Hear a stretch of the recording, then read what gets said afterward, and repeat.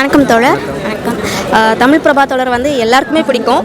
ஆக்சுவலாக ஒரு ஒரு ஒரு ஒரு எழுத்தாளராக உங்கள் படைப்பு வந்து ரொம்ப வியக்கத்தக்க ஒரு படைப்பு. ஆக்சுவலாக நான் முதல்ல நான் வந்து கோசலையை படிக்கும்போது எனக்கு வந்து என்ன சொல்கிறதுனே தெரியல. அதில் நீங்கள் சொல்லியிருந்த விஷயங்கள் ஆக்சுவலாக ஃபஸ்ட்டு பக்கங்களை நான் படிச்சுட்டு இருக்கும்போது அவளுடைய அந்த குள்ளமான உயரம் படைத்த அந்த பெண் அப்படிங்கிறத வந்து தெரியலை.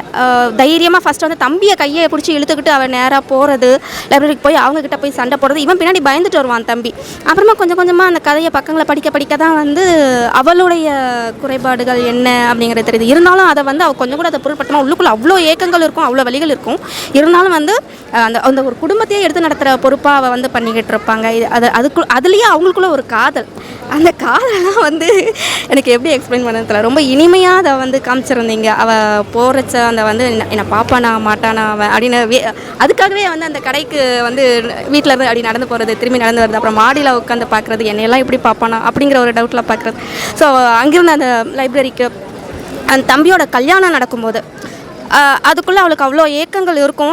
நமக்கான கல்யாணம் இல்லை, அது நடக்கலை, இருந்தாலும் தம்பிக்கு நடக்குதுங்கிறத அதை வெளியில் காமிச்சிக்காமல் அந்த கல்யாணத்தையும் நல்லபடியாக நடத்தி முடிச்சுட்டு அதுக்கு அந்த நடந்துக்கிட்டு இருக்கும்போது நடந்து முடிஞ்ச அந்த சில தருணங்களில் மாடியில் போய் அவள் ஒரு ரூமில் போய் தனியாக உட்காந்துருப்பாள். அந்த ஒரு சொல்ல முடியாத ஒரு வழின்னு தான் அதை சொல்லணும், அதை வெளியில் காட்ட முடியாமல் அந்த கல்யாண தருணத்துலேயே ரொம்ப அழகாக இருக்கும் அந்த படைப்பு.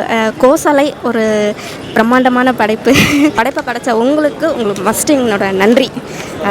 இப்போ இந்த எழுத்துத்துறை எழுதுதல் பற்றி ஒரு புத்தகம், ஒரு நாவலாக ஒரு படைப்பை கொண்டு வரதை பற்றி உங்களுடைய கருத்துக்களை கொஞ்சம் சொல்லுங்கள்.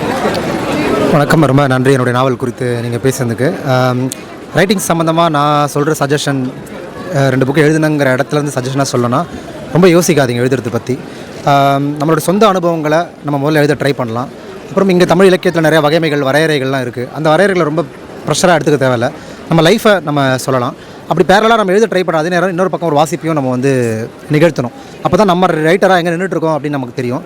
அப்புறம் வந்து என்னுடைய ஆஸ்பெக்டில் சொல்லணும்னா, ஒருத்தவங்க ஒரு கதை எழுதணும் அப்படின்னா எங்கேருந்து ஆரம்பிப்பீங்கன்னா, நீங்கள் செஞ்ச ஏதோ ஒரு குற்றத்துலேருந்து, அல்லது உங்களுக்கு நிகழ்த்தப்பட்ட ஒரு குற்றத்துலேருந்து, அல்லது நீங்கள் வெளி உலகத்தில் யாருக்கும் சொல்ல விரும்பாத ஒரு செய்கை நீங்கள் செஞ்சுருப்பீங்களா உங்கள் வாழ்க்கையில் ஏதோ ஒரு சூழலில், அதை கதையாக்க ட்ரை பண்ணுங்கள். அப்போ அதில் ஒரு மோர் ப்ரைவசி இருக்கும், மோர் பர்சனல் இருக்கும்.